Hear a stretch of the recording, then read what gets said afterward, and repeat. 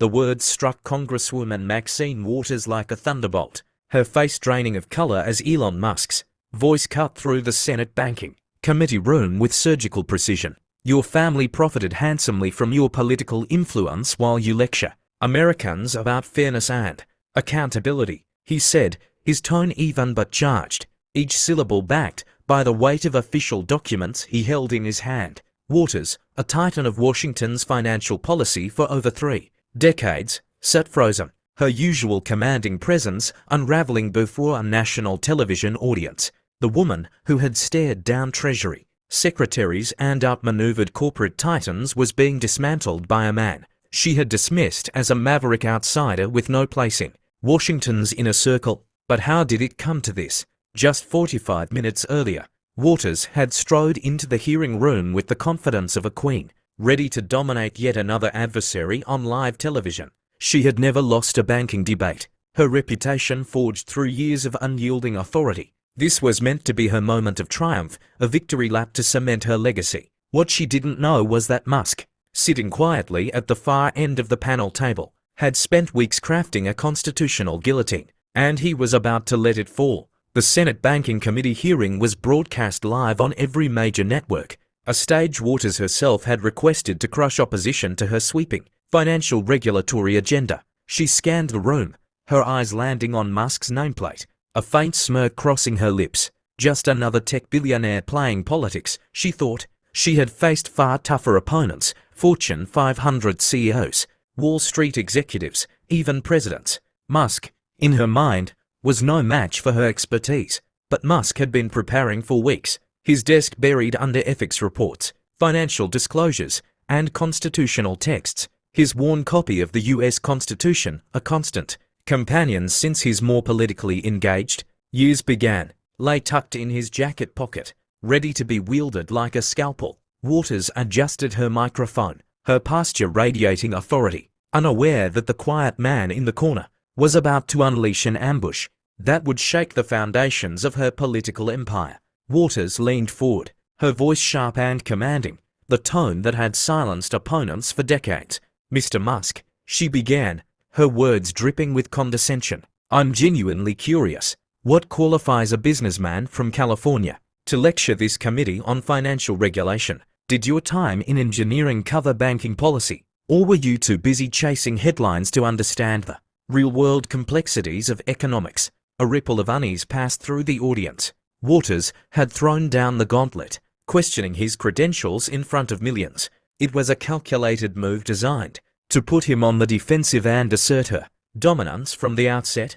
Democratic committee members exchanged approving glances. This was the Maxine Waters they knew, the fierce partisan who could dismantle opponents with surgical precision. Her reputation as an unyielding advocate for working families had carried her through countless battles, and she expected this one to be no different. But Musk's expression didn't falter. If anything, a faint smile played at the corners of his mouth, his eyes glinting with the calm confidence of a man who knew exactly what he was about to do. He reached into his jacket and pulled out his pocket constitution, its edges worn from years of use, and placed it deliberately on the table. Congresswoman Waters, he said, his voice slow and deliberate, each word carrying the weight of a courtroom argument. That's an interesting question, but let me ask you one in return. What specific constitutional authority gives Congress the power to regulate every corner of American banking? The question landed like a grenade in the silent room. Waters' confident demeanor flickered just for a moment, but the cameras caught it, a fleeting crack in her armor.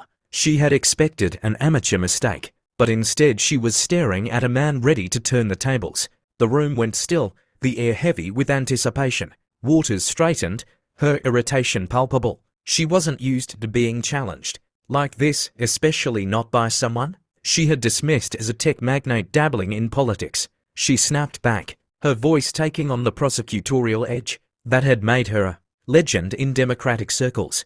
Don't lecture me about constitutional authority. I've been defending the Constitution and protecting American families for over 30 years, while you've been building rockets and cars for billionaires.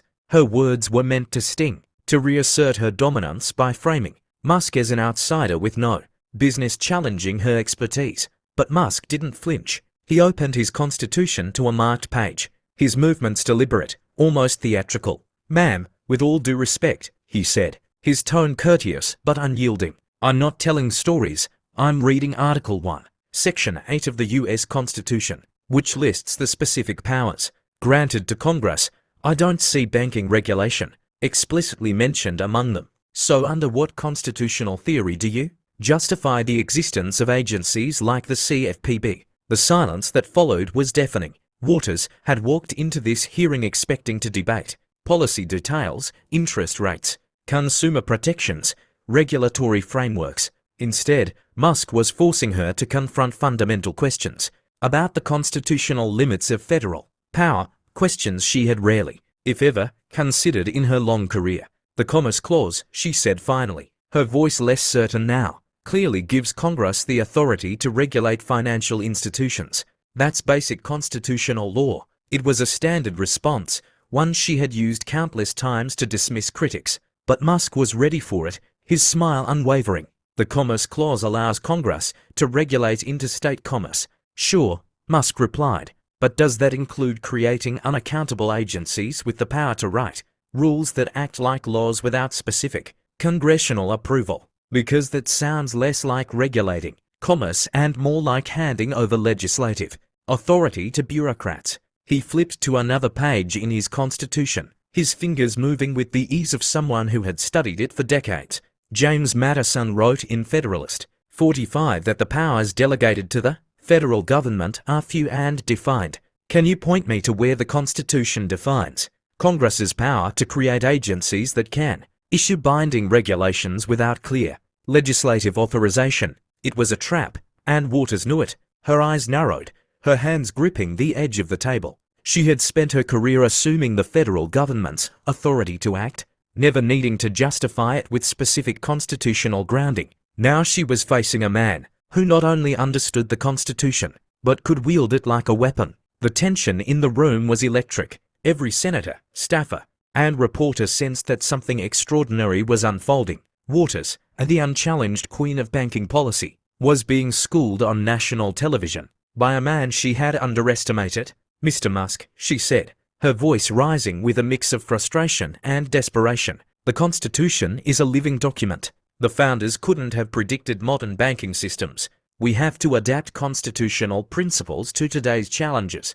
It was a fallback argument, one she had used successfully for years to justify expansive federal power. But Musk was ready, his eyes sharpening as he sensed the weakness in her response. "Congresswoman," he said, leaning forward slightly, "if the Constitution means whatever Congress wants it to mean at any given moment, then it doesn't actually limit government power, does it? You're saying the document you swore to uphold is just a suggestion, bendable, whenever it suits your goals." He paused, letting the weight of his words settle over the room. "That's why the founders wrote the 10th Amendment, which says powers not delegated to the federal government are reserved to the states or the people. They knew politicians would always want more power than the Constitution allows." The room was now deathly quiet, every camera trained on Waters' face as she struggled to respond. Her decades of political experience were useless against an opponent who could quote constitutional text and legal precedent with such ease.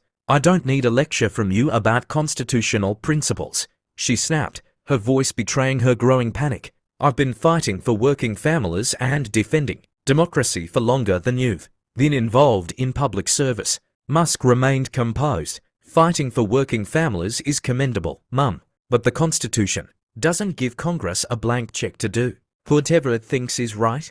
It lists specific powers, 18 of them, to be exact, and nowhere in those powers do I see the authority to create unaccountable bureaucracies or regulate banking without clear limits." He held up his Constitution, its pages catching the light. "The genius of our system is that it restrains government power even when that government claims to have good intentions."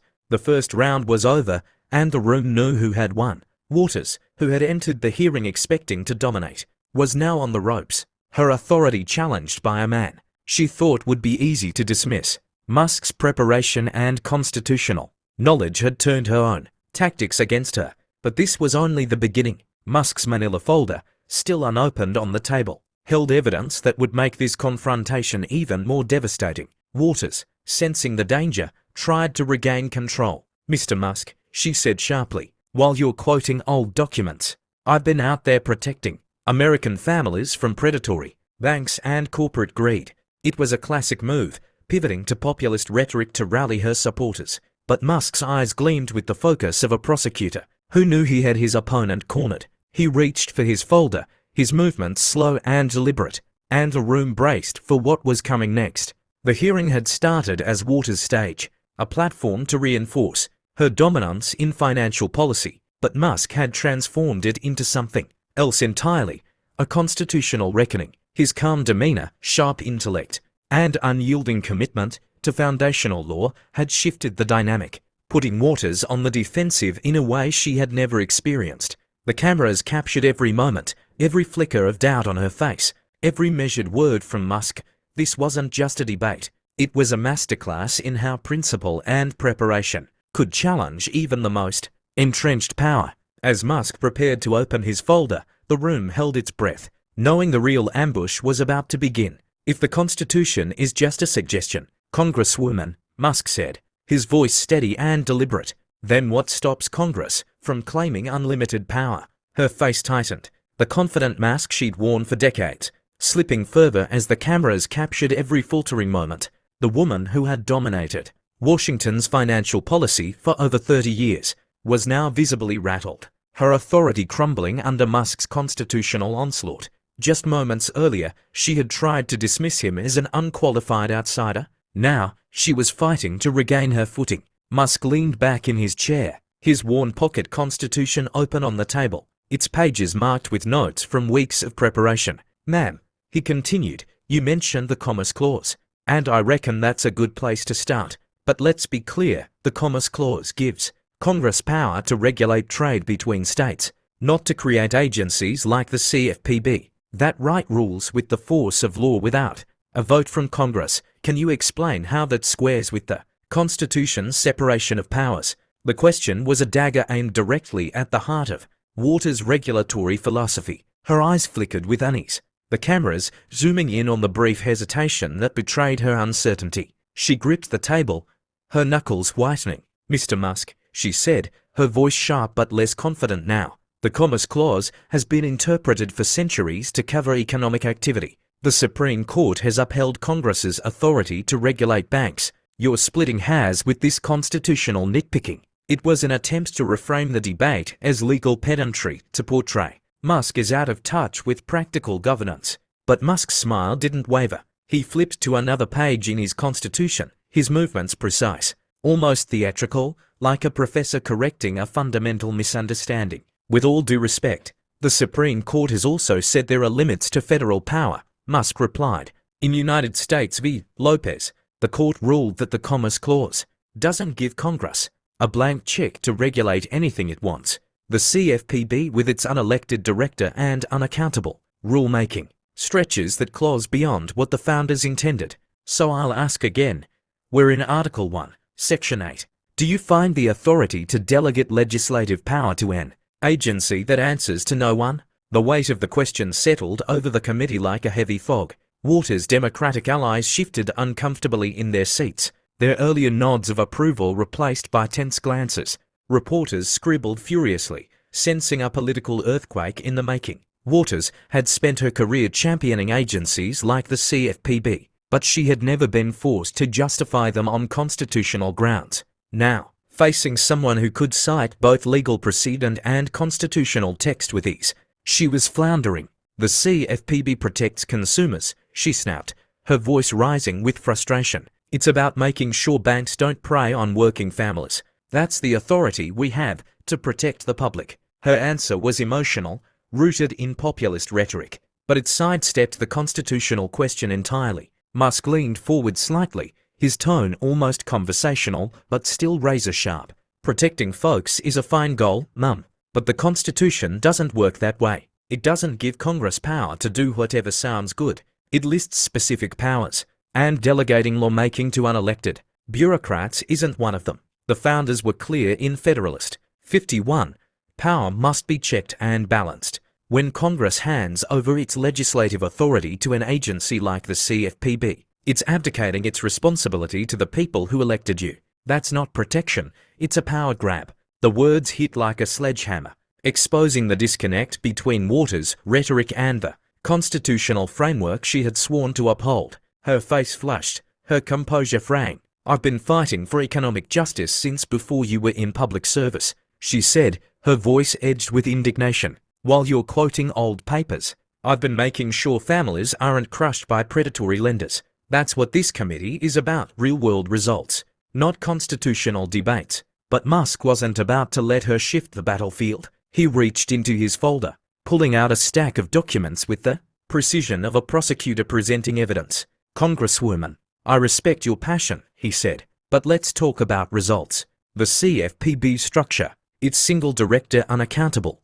to Congress or the President, has already been challenged in court. In Saylor Law v. CFPB, the Supreme Court said that structure violates the separation of powers. So how do you square your results with a constitution that demands accountability?" The question was a masterstroke, blending constitutional theory with real-world consequences. Waters' eyes widened, her hands fidgeting as she searched for a response. The mention of a specific Supreme Court case caught her off guard. She was used to broad policy debates, not targeted legal arguments. The CFPB has done more for consumers than any constitutional theory ever will, she shot back, her voice rising with desperation. "You're hiding behind legal jargon to protect big banks." It was an attempt to paint Musk as a corporate apologist, but it fell flat. Musk's voice remained calm. "I'm not hiding behind anything. I'm reading the Constitution, which you swore to uphold, and citing court rulings that say your agency's structure is unconstitutional.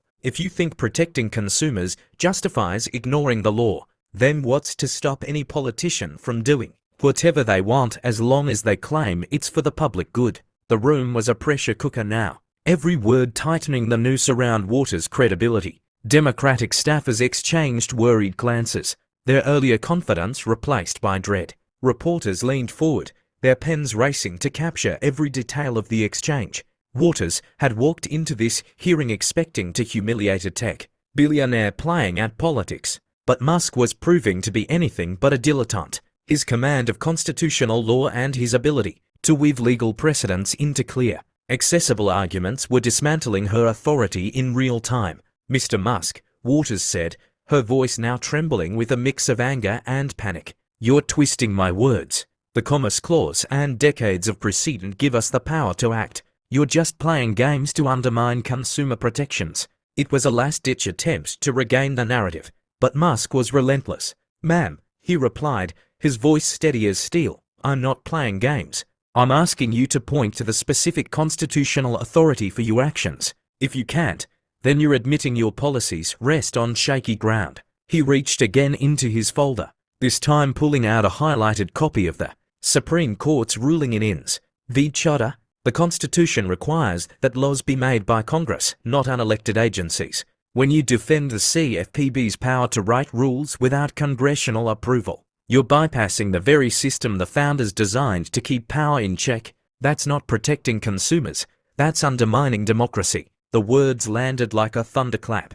The room fell into stunned silence. Waters' face was a mask of frustration, her usual fiery rhetoric reduced to defensive sputters. Musk leaned back, his constitution still open on the table. "The founders knew power corrupts, ma'am," he said, his voice softening but carrying the weight of conviction. "That's why they wrote a constitution to limit it. If we start saying Congress can do whatever it wants, as long as it's for a good cause, we're not a republic anymore, we're just a government of good intentions gone wild." Every camera in the room stayed trained on Waters as she struggled to respond. Her decades of political experience, her reputation as an unassailable force, were crumbling under Musk's relentless logic. "You're missing the point, Mr. Musk," she insisted, frustration in her tone. "This isn't about constitutional theories. It's about protecting people from Wall Street greed." But Musk shook his head slowly. "The point is that you can't protect people by ignoring the Constitution. The law isn't a suggestion, it's the foundation of our government. And when you can't defend your policies with it, you're not serving the people. You're serving your own agenda." The words cut deep, exposing the chasm between Waters' rhetoric and the constitutional reality Musk was laying bare. The second round was over, and the room knew it. Waters, who had entered the hearing as the undisputed queen of banking policy, was now visibly shaken, her authority eroded by a man she had thought would be an easy target. And still, Musk's manila folder sat on the table, brimming with documents, a silent promise of more revelations to come. The cameras captured every moment. Waters' faltering confidence, Musk's unyielding calm. This wasn't just a debate, it was a dismantling, a masterclass in how preparation and principle could expose the weaknesses of entrenched power. As Musk prepared to turn the page to his next point, the room braced itself, knowing the worst was yet to come. The Senate Banking Committee room froze as Elon Musk's words sliced through the air like a blade. Congresswoman Waters, let's talk about One United Bank. The shift in tone was subtle, but the effect was immediate. Waters' face went pale, her hands tightening on the table as if bracing for impact. The woman who had ruled Washington's financial policy for over 3 decades now looked cornered. Moments earlier, she had tried to parry Musk's constitutional challenges with populist rhetoric, but now, Musk was pivoting from legal theory to hard evidence of personal gain. The cameras caught every flicker of panic in her eyes, broadcasting her unraveling to millions watching live. "Ma'am," Musk began, his voice calm but edged like a prosecutor addressing a jury. "You've spoken at length about protecting working families, but I think it's time we discuss how your family has benefited from your position." The words detonated in the silent chamber. Waters' Democratic allies froze, their earlier expressions of support replaced by alarm. Reporters leaned forward, sensing the story of the year about to unfold. Waters tried to interrupt, her voice sharp but unsteady. "Mr. Musk, you're out of line. My record speaks for itself." But Musk was unshaken. He pulled a document from his folder, its pages marked with highlights, and began to read. "For those watching at home, let me provide some context. In 2008, during the financial crisis, Congresswoman Waters arranged a meeting between Treasury Department officials and representatives from One United Bank, a minority-owned institution. What she didn't disclose was that her husband, Sidney Williams, owned $350,000 worth of stock in that bank and had served on its board." Gasps echoed through the room. Musk continued, each word deliberate. "After that meeting, One United received $12 million